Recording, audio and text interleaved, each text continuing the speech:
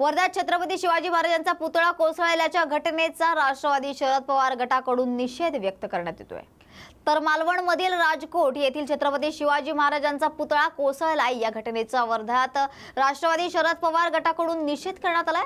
तर वर्ध्याच्या छत्रपती शिवाजी महाराज चौकात सरकार विरोधात जोरदार घोषणाबाजी करण्यात आली आहे। निकृष्ट पुतळा बनवणाऱ्या दोषींवर कारवाईची राष्ट्रवादी काँग्रेस शरद पवार गटाकडून मागणी केली जाते।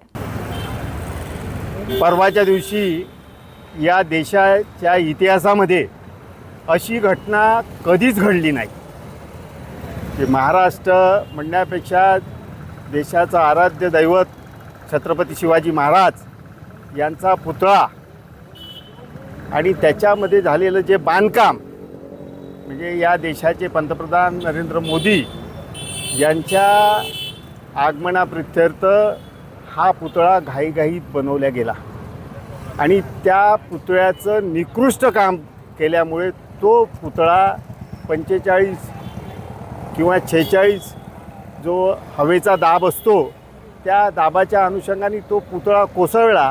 पण त्याचं खरं कारण असं आहे की त्या पुतळ्याच्या बांधकामामध्ये जे साहित्य वापरलं होतं ते निकृष्ट दर्जाचं होतं आणि अशी घटना याच्या आधी कधी झाली नाही। तर याचा आम्ही जाहीर निषेध करतो आणि दोषींवर कारवाई झालीच पाहिजे। या सरकारने राजीनामा दिला पाहिजे अशी राष्ट्रवादी काँग्रेस पक्षाची मागणी आहे।